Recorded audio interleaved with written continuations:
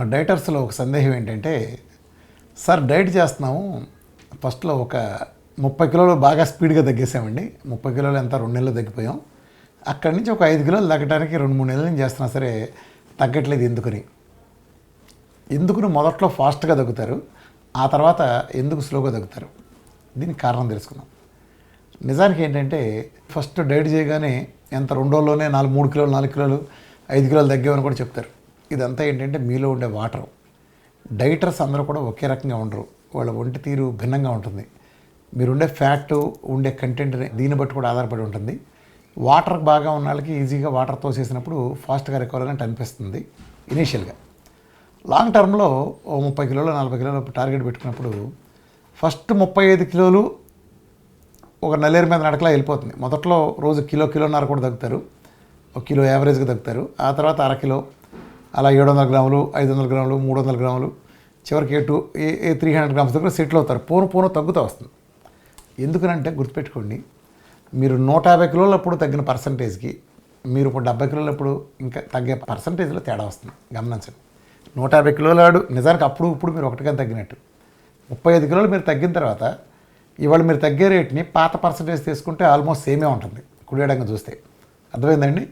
150 కిలోలాడు రోజు కిలో తగ్గడానికి, 70 కిలోలాడు రోజుకి ఒక 300 గ్రామ్స్ తగ్గడానికి రెండు ఆల్మోస్ట్ సమానమే మీరు పర్సంటేజ్ కనుక చూసుకుంటే. ఇక్కడ మీరు ఒక చిన్న కాన్సెప్ట్ అర్థం చేసుకోవాలి. ఒక రోడ్డు పక్కన ఉండే డ్రైనేజ్ మురుగుంట నుంచి మన బాత్రూమ్ రోడ్ల మీద ఇదివర గతంలో పెట్టేవాళ్ళు కదా, ఆ పల్లెటూళ్ళు ఉండేవి, అది మనం క్లీన్ చేయాలనుకుంటున్నాం. ఎలా వస్తుంది, ఎలా తీయగలం జాగ్రత్త చూడండి. ఒక మురుగుంట క్లీన్ చేసేటప్పుడు పైన ఏముంటుంది, నిన్న మొన్న మనం స్నానం చేసినా లేదా అంట్లు తోమిన ఆ బాత్రూమ్ వాటర్ అంతా పైన ఉంటుంది, జస్ట్ వాటర్ లాగా. దాన్ని మీరు చేత్తో తీసినా ఇలా అన్నా పోతుంది, సింపుల్గా లోటాతో తీసేయచ్చు. ఆ తర్వాత కొంచెం చిక్కగా వస్తుంది. దాన్ని మీరు ఒక 1 HP మోటార్ పెట్టి లాగేస్తుంది. ఆ తర్వాత ఇంకొంచెం బురద గట్టి పడుతుంది ఆ లేయర్ పోయిన తర్వాత. దాని కింద మీరు 5 HP మోటార్ కనుక పెట్టి ఒక పైప్ పెట్టి తోడితే చక్కగా లాగుతుంది. ఆ తర్వాత ఇంకోటి వస్తుంది స్ట్రాంగ్గా, అది అడుగున గట్టిపోయి గట్టిగా మారిన సిల్టులాగా ఉండే గట్టిగా రాయిలాగా ఉన్న మురుగు వస్తుంది. అది రావాలంటే మీరు పొలుగులు పెట్టి తవ్వి దాన్ని ఒక్కొక్కటి విడిగా తీయాల్సి వస్తుంది. ఇలాంటి ఉదాహరణ మీరు తీసుకుంటే మొదట్లో తీయటం చాలా ఈజీ, పోను కష్టం అవుతుంది. ఎందుకు అలా కష్టం అవుతుంది? ఎందుకు అవుతుందంటే, ఎక్సెస్ తిన్న గ్లూకోజ్ని ఇన్సులిన్ అనే హార్మోను ట్రైగ్లిజరైడ్స్ అనే ఫ్యాట్ కింద కన్వర్ట్ చేసి ఫ్యాట్ టిష్యూలో దాయటం వెనక ఒక పర్పస్ ఉంది. ఆ రోజుల్లో ఆహారం దొరకని పరిస్థితుల్లో మీరు ఒకసారి తిన్నాక మళ్ళా అనేక రోజుల పాటు దొరకని పరిస్థితి ఉండేది. దొరికిన రోజు బాగా తినేవాళ్ళు. ఆహారం దొరకకపోతే ఈ చావు నుంచి, ఈ స్టార్వేషన్ నుంచి కాపాడుకోవడం కోసం శరీరంలో రక్షణగా ఏర్పడిన ఒక వ్యవస్థ ప్రకారమే మనకి ఆ ఫ్యాట్ స్టోరేజ్ అనేది ఒక అడ్వాంటేజ్. నిజం చెప్పాలంటే ఇవాళంటే తిండి ఎక్కడ పడితే అక్కడ విస్తారంగా అందుబాటులో ఉంటాం.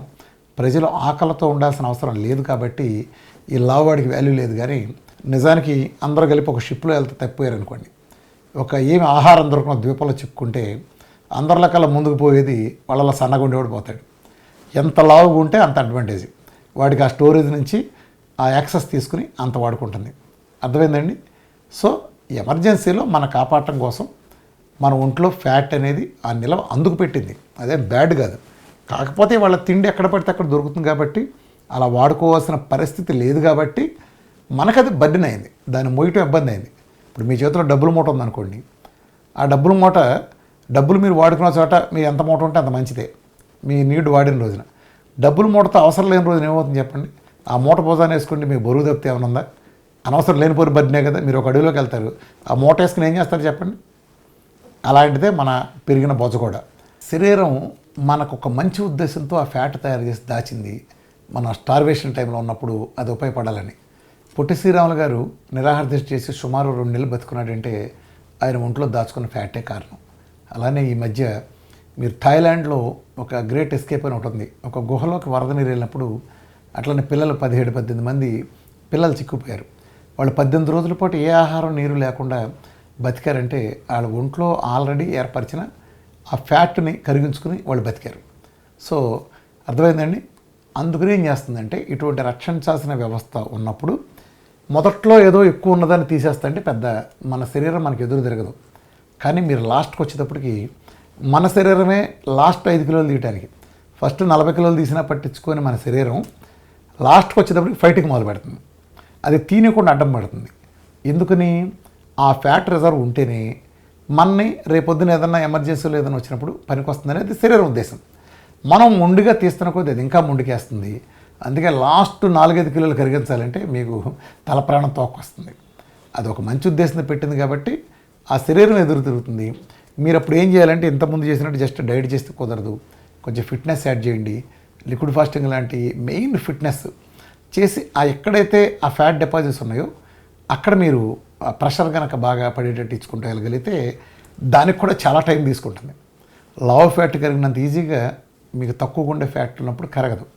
కానీ మీరు అలా కరగకపోయినా పెద్ద నష్టమేం లేదు. మీరు ఓవరాల్గా ఫిట్టుకున్నారో లేదో చూసుకోండి. కొద్దిగా ఫ్యాట్ ఉండటం కూడా మంచిదే. మరీ ఫ్యాట్ లేకపోతే చూడటానికి కూడా గుడ్ లుకింగ్ ఉండదు. కొద్దిగా బొగ్గలుగానే అయినా కాస్త ఉన్నకుంటేనే బెటర్గా ఉంటారు. ఇక్కడ పాయింట్ ఏంటంటే మరీ జాకీ చాన్ లాగానో లేదా బ్రూస్లీ లాగా ఉండటం కాదండి. మనం కంఫర్టబుల్గా ఉండాలి. ఈ ఒబేసిటీ ఎంతవరకు అంటే మీరు కంఫర్ట్గా ఉన్నంత వరకు మీరు లావు ఉన్నా పెద్ద ఇష్యూ ఏం కాదు. ఇప్పుడు మీరు ఒక బాగా నడవగలగటం, ఒక 7-8 అంతస్తులు కనిపిస్తే బిల్డింగు చకచక మెట్లెక్కి నడవటం ఇలాంటివి ఉన్నంత వరకు మీరు లావు ఉన్నా నష్టం లేదు. సన్నగుండే ఏం ప్రయోజనం? ఒక అంతస్తు ఎక్కాలంటే మీరు లిఫ్ట్ కోసం ఎత్తుకుంటున్నారంటే మీరు సన్నగుండే దేశానికి ఉపయోగమా మీకు ఉపయోగమా? సో అది కాదు పాయింట్. మీ స్టామినా చూసుకోండి. సినిమాల్లో వాళ్ళకంటే కావాల్సి వస్తుంది, కానీ రోజువారీగా మన వాళ్ళకి పూర్తిగా సన్నగా స్లిమ్గా ఇన్షర్ట్లు వేయాల్సిన అవసరం మనకు లేదు. కంఫర్ట్ చూసుకోండి. ఎప్పుడన్నా అప్పుడప్పుడు డైట్ చేసుకుంటే బయటకు రండి. గుర్తుపెట్టుకోండి, లాస్ట్ ఫ్యాట్ రావటం మాత్రం అంత తేలిక కాదు. మీరు తప్పదు అనుకుంటే మాత్రం మీరు వాటికి కంపల్సరీగా యోగా లాంటివో లేకపోతే రన్నింగు, స్విమ్మింగు, ఇలాంటి సైక్లింగ్ లాంటి డిఫరెంట్ కాంబినేషన్లో, ఒక కాంబినేషన్ కూడా అవ్వదు. అది ఒక యోగా చేస్తా ఒక సైకిల్ దొక్కుతానంటే అవ్వదు. ఈ కాంబినేషన్లో మార్చుకుంటా మీరు వెళ్ళినప్పుడు మాత్రం ఖచ్చితంగా కరుగుతుంది. ఈవెన్ 6 ప్యాక్ 8 ప్యాక్లు చేయడం కూడా మన డైట్లో ఉండగా చాలా ఈజీ. ట్రై చేయండి. Thank you.